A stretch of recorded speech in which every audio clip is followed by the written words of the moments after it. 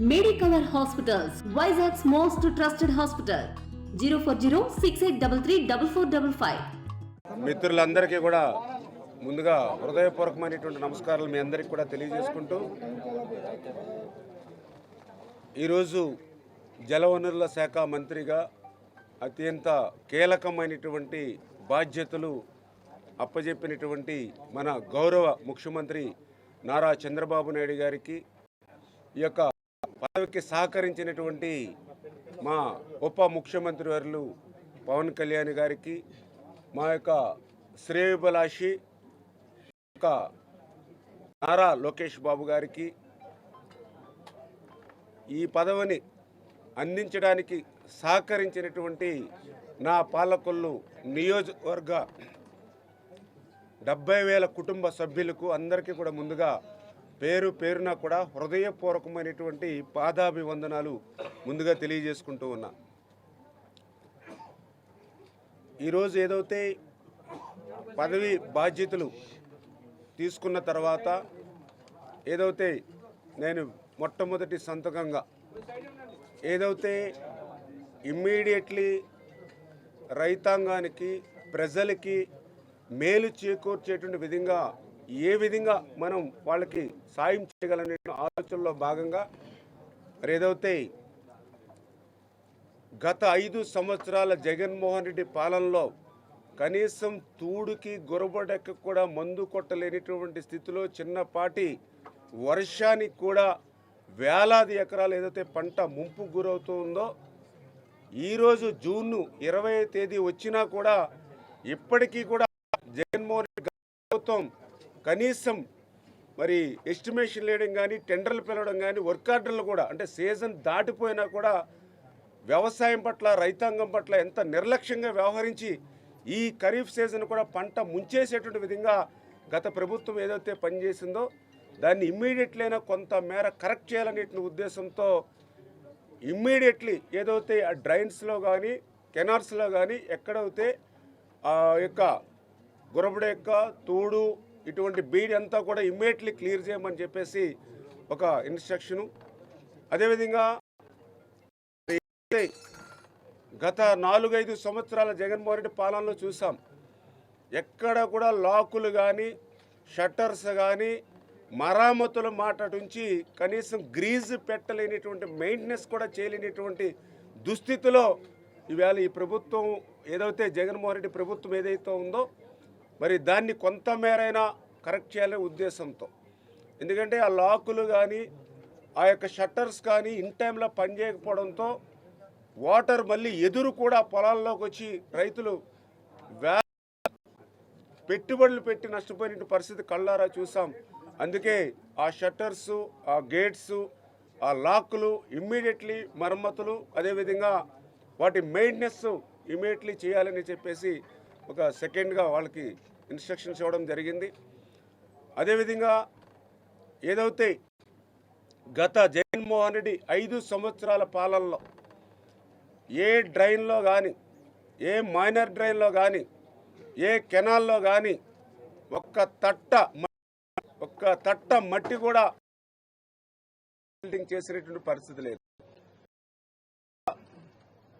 కొద్దిపాటి వర్షం ఆయకట్టు మొత్తం ముంపుకు గురయ్యేటువంటి పరిస్థితి. కొంత నీటి ఎద్దడి ఏర్పడితే కెనాల్స్లో ఆ పొడికి తీయకపోవడం వల్ల శివారు ప్రాంతాలకు నీరందక పంటలన్నీ కూడా ఎండిపోయేటువంటి పరిస్థితి. అటువంటి దుస్థితి నుంచి కనీసం నెక్స్ట్ సీజన్కైనా మన పంటలను కాపాడాలనే ఉద్దేశంతో ఆ డ్రైన్స్ కానీ కెనాల్స్ కానీ ఏవైతే ఉన్నాయో వాటికి ఇమీడియట్లీ డీసిల్టింగ్కి ఎస్టిమేషన్లు తయారు చేసి టెండర్స్ ప్రాసెస్ని కంటిన్యూ చేసి కనీసం మరి నెక్స్ట్ సీజన్కైనా సరే ఆ డీసిల్ తీసుకుంటేనే కొంత వ్యవసాయం బతుకుతుందనే ఉద్దేశంతో మరి అవి కూడా ఒక ఇన్స్ట్రక్షన్స్గా కూడా ఇవ్వడం జరిగిందని చెప్పి తెలియజేసుకుంటూ మరి అదేవిధంగా ఇది అంతా కూడా రైనీ సీజన్, అందులో కూడా ప్రత్యేకించి మరి ఏదో సైక్లోన్స్ కానీ లేదా హెవీగా ఫ్లడ్స్ కూడా వచ్చేటువంటి పరిస్థితి ఉంటుంది. కాబట్టి జనరల్గా ఫ్లడ్స్ వచ్చినప్పుడు ముందుగానే ఆ ఫ్లడ్కి సంబంధించినటువంటి మెటీరియల్ అంతా కూడా అంటే శాండ్ కానీ సరుబాదులు కానీ ఇంకా ఇతరత్ర ఏవైతే దానికి సంబంధించిన మెటీరియల్ ఏదైతే ఫ్లడ్కి సంబంధించినటువంటి మెటీరియల్ ఏదైతుందో అది ముందుగానే ప్రొక్యూర్మెంట్ చేసి రిజర్వ్ చేసుకుంటారు. దురదృష్టవస్తు గత 5 సంవత్సరాల కాలంలో ఎక్కడ కూడా ఆ రిజర్వ్ చేసుకునేటువంటి పరిస్థితులు అప్పటికప్పుడు వరదలు వస్తే మేము యువత అంతా కూడా ముందుకొచ్చి అర్ధరాత్రులు సైతం మరి ఏదో ఏటుగట్ల మీద మేమే సంచులు తెచ్చుకుని మేమే మట్టి ఆ సంచుల్లో ఫిల్ చేసి మేమే ట్రాన్స్పోర్ట్ చేసుకుని రాత్రులు సైతం ఏటుగట్టును కాపాడుకున్నటువంటి పరిస్థితి మాది. అటువంటి పరిస్థితి లేకుండా ముందుగానే మరి ఏదైతే ఆ యొక్క ఫ్లడ్కి సంబంధించినటువంటి ఏదైతే మెటీరియల్ ఉందో అదంతా కూడా టెండర్స్ పిలిచి ఇమీడియట్లీ టెండర్స్ పిలిచి అది కూడా రిజర్వ్ చేసుకోమని రేపు వచ్చేటువంటి ఫ్లడ్కి ముందు జాగ్రత్తగా మనం అటెన్షన్గా ఉండాలనేది ఒక డైరెక్షన్ కూడా ఈరోజు చేయడం జరిగింది. అదేవిధంగా మరి ఏదైతే ఏటుగట్లు పటిష్టతకు కూడా చర్యలు తీసుకోమని చెప్పడం కూడా ఇన్స్ట్రక్షన్స్ కూడా ఇవ్వడం జరిగిందని చెప్పి తెలియజేసుకుంటూ మరి ఈ రకంగా అంటే ఇమ్మీడియట్లీ రైతుకి నీడ్ ఏదైతే ఉందో ఉపశమనం ఇమ్మీడియట్లీ ఇవ్వగలిగింది ఏదైతే ఉందో అవన్నీ కూడా ఇన్స్ట్రక్షన్స్ ఇవ్వడం జరిగింది. ఎందుకంటే ఈ వైఎస్ఆర్సీపీ పాలనలో ఇరిగేషన్ని మొత్తం తిరోగమనం పట్టించినటువంటి పరిస్థితి. నిజంగా అందరికీ అన్నం పెట్టేటువంటి అన్నదాతకి సేవ చేసేటువంటి అవకాశం ఆ యొక్క వ్యవసాయ శాఖ ఇరిగేషన్ శాఖ ఏదైతే ఉన్నాయో మరి ఈ యొక్క శాఖల్ని నిర్వీర్యం చేసేసినటువంటి పరిస్థితుల్లో మళ్ళీ దాన్ని గాడిలో పెట్టవలసినటువంటి స్థితిలో ఎక్కడ కూడా బడ్జెట్ అనేది మరి ఈ 5 సంవత్సరాల్లో కూడా బడ్జెట్ కేటాయింపులు ఇరిగేషన్ శాఖకు తక్కువగా ఉన్నాయి. కేటాయించేటువంటి బడ్జెట్లో వైఎస్ఆర్సీపీ వాళ్ళ అవినీతి పరిస్థితుల్లో మరి ఏదైతే అప్పుల మయం ఏదైతే జగన్మోహన్ రెడ్డి ప్రతి శాఖలోనూ కూడా ఎట్లా చేసుకుంటూ పోయాడో అది కాదు ఇది కాదన్నట్టు ప్రతిదీ కూడా ఎట్లా అయితే తాకట్టు పెట్టేసి భవిష్యత్తు భావితరాల వారికి కూడా ఏమీ మిగల్చకుండా కూడా ఏవైతే జగన్మోహన్ రెడ్డి చేశాడో ఇటువంటి మళ్ళీ 1 by 1 కరెక్ట్ చేసి ఇమ్మీడియట్లీ మనం ఈ యొక్క నీడ్స్ ఏవైతే ఉన్నాయో రైతులకి ఇచ్చి తర్వాత ఏదైతే ఈ ప్రాజెక్టులు ఏవైతే ఉన్నాయో పోలవరం దగ్గర నుంచి ఎత్తిపోతల వరకు ఏవైతే మన జిల్లాల వారీగా ఏదైతే రీజియన్స్ వారికి ఏవైతే ఉన్నాయో అవన్నీ కూడా ప్రాధాన్యత క్రమంలో చంద్రబాబు నాయుడు గారి యొక్క ఆదేశాలతో సహకారంతో అవన్నీ కూడా ప్రాధాన్యత క్రమంలో ఒక్కొక్క ప్రాజెక్టుని కూడా ఇండివిజువల్గా కూడా రివ్యూ చేసుకుంటూ దాన్ని కూడా భవిష్యత్తులో ముందుకు తీసుకెళ్లేటువంటి విధంగా ఈ ఆంధ్రప్రదేశ్ రాష్ట్రంలో తెలుగుదేశం ప్రభుత్వం వచ్చిన తర్వాత ఆ రోజు అన్న నందమూరి తారక రామారావు గారు ఇరిగేషన్కి పెద్దపేట వేసినటువంటి పరిస్థితి మనకు తెలుసు. అదేవిధంగా చంద్రబాబు నాయుడు గారు కూడా అట్లానే ఇరిగేషన్కి కూడా ఎందుకు నేను చెప్తున్నానంటే మొన్న మీరు చూశారు 2014, 2019 రోజు 7 లక్షల బడ్జెట్ ఉంటే ఆ 7 లక్షల కోట్ల బడ్జెట్లో 80,000 కోట్ల రూపాయలు ఓన్లీ ఇరిగేషన్ శాఖే ఆ రోజు చంద్రబాబు నాయుడు గారు కేటాయించినటువంటి పరిస్థితి. మరి అదే జగన్మోహన్ రెడ్డి మొన్న 19-24లో చూసాం ఆయన 12 లక్షల కోట్ల బడ్జెట్ ఉంటే ఆయన కేటాయించింది కేవలం 30,000 కోట్లు. అందులో కూడా 40 మళ్ళీ వాళ్ళ అవినీతికి చేరిపోయినటువంటి పరిస్థితి. అంటే ఎవరి ప్రాధాన్యత ఎట్లా ఇరిగేషన్ మీద ఉందనేది అదొక ఎగ్జాంపుల్గా మీ అందరికీ కూడా చెప్తూ ఉన్నానని చెప్పి సందర్భంగా తెలియజేసుకుంటూ ఖచ్చితంగా ఈరోజు మా మీద కూడా చాలా సవాళ్లు ఉన్నాయి.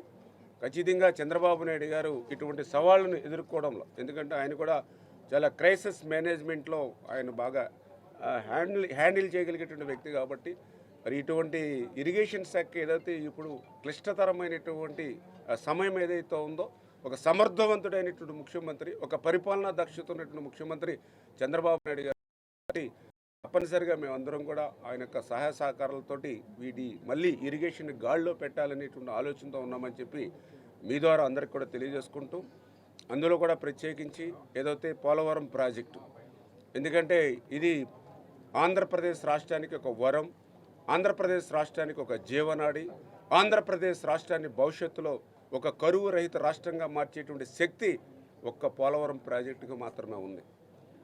ఏదైతే చంద్రబాబు నాయుడు గారు కూడా ఆంధ్రప్రదేశ్ రాష్ట్రం విడిపోయిన తర్వాత కొత్తగా ఏర్పడినటువంటి ఈ యొక్క 13 జిల్లాల నవ్యాంధ్రప్రదేశ్ని మళ్ళీ సస్యశ్యామలం చేయాలంటే పోలవరమే దానికి మార్గమనేటువంటి ఆలోచనతో ఆ రోజు 14, 19లో 5 సంవత్సరాలు పోలవరాన్ని ప్రతి సోమవారాన్ని పోలవరం మార్చుకుని పరిగెట్టి 72% పనులు పూర్తి చేసినటువంటి పరిస్థితి. కూడా చూసినటువంటి స్థితి. మరి దురదృష్టం ఈవేళ 2019లో ప్రభుత్వం మారిన తర్వాత జగన్మోహన్ రెడ్డి గారు వచ్చిన తర్వాత ఏదైతే ఆ పోలవరం ప్రాజెక్టుని మిగిలినటువంటి పనులు చేయడం మాట అటుంచి చేసినటువంటి పనులను కూడా విధ్వంసం చేసి మళ్ళీ వెనక్కి 20 సంవత్సరాలు వెనక్కి పోలవరం నెట్టేసినటువంటి పాపం ఇవాళ జగన్మోహన్ రెడ్డి చేసినటువంటి పరిస్థితి. మొన్న చంద్రబాబు నాయుడు గారు పోలవరం క్షేత్ర పర్యటన, ఎందుకంటే ఆయన ముఖ్యమంత్రిగా ప్రమాణ స్వీకారం చేసిన 5 రోజుల్లోనే పోలవరాన్ని సందర్శించారంటే ఆయన ప్రాధాన్యత ఏంటనేది మనందరికీ అర్థమవుతుంది. ఆయన ఆ పోలవరాన్ని సందర్శించినప్పుడు చాలా క్లియర్గా మరి ఆయన చూడడం జరిగింది, మేము కూడా చూడడం జరిగింది. ఏదైతే జగన్మోహన్ రెడ్డి విధ్వంసానికి ఏ రకంగా విధ్వంసం అంటే అక్కడ భౌగోళిక పరిస్థితులు కూడా మారిపోయినటువంటి పరిస్థితి. ఏదైతే ఈవేళ కూడా చూస్తాం, వాళ్ళ అవినీతి పత్రిక ఒకటి ఉంది, అది అబద్ధాలతోటి అసత్యాలతోటి కూడా ప్రచారం చేసేటువంటి పత్రిక, వాళ్ళ సాక్షి పత్రిక, వాళ్ళు ఏదైతే వైఎస్ఆర్సీపీ కరపత్రిక కూడా, అంటే ప్రజలు పరంగా బుద్ధి చెప్పినా కూడా చేసినటువంటి తప్పు మళ్ళీ అబద్ధాలని అసత్యాలనే అనేటువంటి ఆలోచనతో జగన్ అసత్య పత్రిక పరిస్థితి చాలా క్లియర్గా ఉన్నాం. జగన్మోహన్ రెడ్డి గారు 2019లో మీరు అధికారం చేపట్టిన తర్వాత అక్కడ పనిచేసేటువంటి ఏజెన్సీల్ని మీరు రద్దు చేశారా లేదా? అక్కడ ఉన్నటువంటి అధికారులందరినీ కూడా మీరు ట్రాన్స్ఫర్, ఎవరైతే అనుభవం ఉన్నటువంటి అధికారులందరూ కూడా ట్రాన్స్ఫర్ చేశారా లేదా? మీరు రివర్స్ టెండరింగ్ అని పేరు చెప్పి 13 నెలలు అక్కడ ఏ పనులు లేకుండా, ఏ అధికారులు లేకుండా, ఏ ఏజెన్సీ లేకుండా పోరాటాన్ని వాస్తవమా కాదా? అన్నీ కూడా రికార్డు ఎవిడెన్స్ తోటి సహా ఉన్నాయి.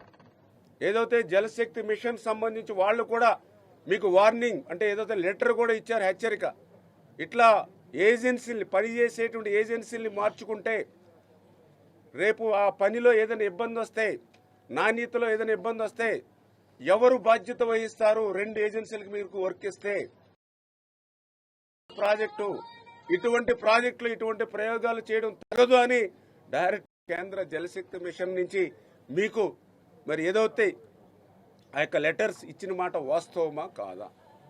అంటే ఏదైతే ఈ యొక్క జగన్మోహన్ రెడ్డి ఆయన అధికారం ఏర్పాట్లు ఏమీ లేకుండా ఉన్న ఏజెన్సీల్ని ఏకపక్షంగా రద్దు చేయడం వల్లే డయాఫ్రమ్ వాళ్ళు దెబ్బతిందని నేను చెప్పడం కాదు, సాక్షాత్తు ఐఐటి హైదరాబాద్ చెప్పారు. మరి ఆ సాక్షాత్తు ఐఐటి హైదరాబాద్ కూడా మేము కోరితే చెప్పలా, ఏదైతే నీతి ఆయోగ్ ఏదైతే ఉందో వాళ్ళు ఐఐటి హైదరాబాద్ కమిటీ రిపోర్ట్ ఇమ్మంటే నీతి ఆయోగ్ కమిటీ రిపోర్ట్ ఇచ్చారు. ఆ రిపోర్ట్లో చాలా క్లియర్గా చెప్పారు, ఇది ప్రభుత్వ తప్పిదం. 2020 ఆగస్టులో వచ్చినటువంటి వరదలకి డయాఫ్రమ్ వాళ్ళు దెబ్బతింది. పనిచేసేటువంటి ఏజెన్సీని మార్చడం వల్ల, ఇక్కడ ఎవరో ప్రత్యామ్నాయ ఏర్పాట్లు చేయకపోవడం వల్లే డయాఫ్రమ్ వాళ్ళు దెబ్బతింది. ఇది ప్రభుత్వ తప్పిదం. ఇటువంటి క్లిష్టమైనటువంటి ప్రాజెక్టుల్లో ఇటువంటి చర్యలు భవిష్యత్తులైనా ఎక్కడ కూడా చేపట్టవద్దు అని ఐఐటి హైదరాబాద్ వాళ్ళ రిపోర్ట్లో నీతి ఆయోగ్ ఇచ్చారని అంటే ఇంకా సిగ్గు లేకుండా మరి యొక్క జగన్మోహన్ రెడ్డి వాళ్ళ మాజీ మంత్రులు మరి అదేవిధంగా వాళ్ళ అవినీతి పత్రిక ఈవేళ ఇంకా అబద్ధాలు చెప్పడానికి ప్రచారం చేస్తూ ఉందంటే ఇంకా భవిష్యత్తులో ఆంధ్రప్రదేశ్ రాష్ట్ర రాజకీయాలు చేయడానికి కూడా పని చేయకుండా ప్రజలు భవిష్యత్తులో మీకు బుద్ధి చెప్పేటువంటి పరిస్థితి ఉంటుంది. ఈవేళ మీ విధ్వంసానికి ఏ రకంగా బలైపోయింది పోలవరం అని అంటే చాలా క్లియర్గా ఏదైతే ఆ డయాఫ్రమ్ వాల్ మొన్న మేము అడిగితే చెప్తూ ఉన్నారు, ఏదైతే దాన్ని రిపేర్ చేయాలని అంటే మరి 466 కోట్లు అవుతుంది. మరి మొన్న గతంలో మనం దాన్ని నిర్మాణం చేసిందే 467 కోట్లు. అంటే మనం ఎంత అయితే నిర్మాణం చేసామో డయాఫ్రమ్ వాల్ని అవుతున్నటువంటి పరిస్థితి. మరి దాన్ని కొత్తగా మళ్ళీ ప్యారలల్గా అంటే ఒకవేళ రిపేర్లు చేసినా ఎంతవరకు పనిచేస్తుందో లేదో కూడా డౌట్స్ ఉన్నాయి. అందుకని ప్యారలల్గా కొత్తదే నిర్మాణం చేసుకుంటే బెటర్ అంటే దానికి 9 కోట్లు అవుతుందో అన్నారు. మరి ఏదైతే ఎగువ కాపర్ డ్యామ్ ఉంది అది ఒక 500 కోట్ల రూపాయలు, దిగువ కాపర్ డ్యామ్ ఉంది అక్కడ ఒక 250 కోట్ల రూపాయలు. మరి ఏదైతే ఆ పనుల్లో కూడా మరి ఎంత నాణ్యత ఆ సీపేజ్, ఎందుకంటే 80 క్యూసికల్ నీరు సీపేజ్ వస్తుందని ఎక్స్పెక్ట్ చేస్తే ఈవేళ 300-350 క్యూసికల్ నీరు సీపేజ్ వస్తున్నటువంటి పరిస్థితి. సరే, దాన్ని ఏదో ఒక రకంగా కష్టపడి పునర్నిర్మాణం చేద్దామని అంటే ఆ డయాఫ్రమ్ వాళ్ళ దగ్గర మరి ఏదైతే ఆ గ్యాప్ 1లో, ఎందుకంటే ఆ 2020లో వచ్చినటువంటి వరదలకి ఆ గ్యాప్ 1 దగ్గర మరి మొత్తం తుడిచిపెట్టుకుని ఆ పెద్ద పెద్ద అగాధాలు ఏర్పడి ఆ శాండ్ కూడా బయటికి పోయి పెద్ద పెద్ద 50 అడుగులు 70 అడుగులు మరి అగాధాలు ఏర్పడినటువంటి పరిస్థితి. ఆ గ్యాప్ 1 దగ్గర 200 బండి ఉంటే ఆ 2020 ఆగస్టుకు వచ్చినటువంటి వరదలతో ఆ 250 మీటర్ల బండి మేము చూస్తే 150 మీటర్లు పోయి 100 మీటర్లు మాత్రమే ఉన్నటువంటి పరిస్థితి. ఇప్పుడు మళ్ళీ ప్యారలల్ గా డయాఫ్రమ్ వాళ్ళు నిర్మాణం చేసి మళ్ళీ అక్కడ రాక్ఫిల్ డ్యామ్ మళ్ళీ నిర్మాణం చేయాలనంటే ఆ 50-60 అడుగుల అగాధం వీళ్ళు దాన్ని శాండ్ మరి ఆ 70 అడుగులు శాండ్ని ఫిల్ చేసి దాని మీద రాక్ ఫిల్ కడితే మళ్ళీ దాన్ని ఎట్లా ట్రీట్మెంట్ చేయాలి, ఇవన్నీ కూడా అంటే ఈ ప్రాజెక్టుని అంత క్లిష్టతరం ఈవేళ జగన్మోహన్ రెడ్డి నిజంగా ఆ రోజు 2019లో ఉన్న ఏజెన్సీని కంటిన్యూ చేస్తుంటే ఆ ఎగువ కాపర్ డ్యామ్, ఎందుకంటే వీళ్ళు పత్రికలో కానీ మరి పోలవరం నాకే అర్థం కాలేదు, ఇంక ప్రపంచంలో ఎవరికీ అర్థం కాదన్నటువంటి మాజీ మంత్రి ఎవరైతే ఉన్నారో మరి నిజంగా ఆ 2019 ఏజెన్సీలు ఆయన ఆ 72% అప్పటికే పూర్తయినటువంటి ఎగువ కాపర్ డ్యామ్ ఇంకొక 2 నెలల్లో పూర్తయిపోయిండేదిగా. ఏదైతే మే, జూన్, జూలై కల్లా ఆ ఎగువ కాపర్ డ్యామ్ పూర్తయిపోయి ఉంటే మరి 2020 ఫ్లడ్స్కి డయాఫ్రమ్ వాళ్ళు ఎఫెక్ట్ అయి ఉండేది కాదుగా. అంటే మీ నిర్వాహకం వల్ల, మీ యొక్క విధ్వంసం వల్ల ఈవేళ పోలవరానికి మరి భవిష్యత్తులో దాని భౌగోళిక పరిస్థితులు మారి దాన్ని నాశనం చేసిన పరిస్థితి. ఖచ్చితంగా ఈ సవాళ్లన్నీ అధిగమించి మళ్ళీ పోలవరాన్ని మళ్ళీ గాడిలో పెట్టి మళ్ళీ పునర్నిర్మాణం చేసుకొచ్చి వృధాగా సముద్రంలో 3000 టీఎంసీలు ఏదైతే పోతూ ఉందో ఆ గోదావరి జలాల్ని మళ్ళీ అటు రాయలసీమ ఇటు ఏదైతే ఉత్తరాంధ్రకు మరలించేటువంటి విధంగా చంద్రబాబు నాయుడు గారికి కూడా, ఎందుకంటే ఒక విజన్ ఉంది కాబట్టి అందులో కూడా ప్రత్యేకించి ఆయనకి నదుల అనుసంధానం, ఎందుకంటే మన తెలుగు బిడ్డ కేఎల్ రావు ఆనాడు చెప్పాడు, భారతదేశాన్ని ఏదో దుర్భిక్ష పరిస్థితుల నుండి బయటపడాలనంటే నదుల అనుసంధానం ఒకటే మార్గం, గార్లెండింగ్ ఆఫ్ రివర్స్ ఒకటే మార్గం అని ఏదైతే చెప్పాడో దాన్ని ఆంధ్రప్రదేశ్ రాష్ట్రంలో ఆచరణలో పెట్టినట్టు వ్యక్తి నారా చంద్రబాబు నాయుడు గారు. కాబట్టి ఖచ్చితంగా గోదావరి జలాల్ని భవిష్యత్తులో ఎంతవరకు శ్రమించాలి అంతవరకు శ్రమిస్తూ ఎవరైతే సహకారాన్ని తీసుకుని ఇటు స్టేట్ కానీ అటు సిడబ్ల్యూసీ కానీ అటు ఏదైతే ఇంటర్నేషనల్ ఏజెన్సీ కానీ ఇవన్నింటినీ కూడా కూర్చుని మళ్ళీ ఎట్లా దీన్ని గాడిలో పెట్టాలి, ఎట్లా దీన్ని పునర్నిర్మాణం చేసుకోవాలి, ఈ జగన్ నిర్వాహకం వల్ల ఆ 2020 వరదల వల్ల అక్కడ ఉన్న భౌగోళిక పరిస్థితులు కూడా ఎట్లా మారిపోయి దానికి ఎట్లా మళ్ళీ రీడిజైన్ వర్కౌట్ చేసి మరి కూడా పూర్తి చేసి తెలుగు జాతి కళను నెరవేర్చే విధంగా మేము కూడా శాయశక్తులు మేము కూడా పనిచేస్తామని చెప్పి కూడా మీ ద్వారా అందరికి కూడా తెలియజేసుకుంటున్నాం. Thank you. మరిన్ని వీడియోస్ కోసం ఛానల్ ని సబ్స్క్రైబ్ చేయండి, లేటెస్ట్ అప్డేట్స్ కోసం వాట్సాప్ ఛానల్ ని ఫాలో చేయండి అండ్ లింక్ డిస్క్రిప్షన్ లో ఉంది.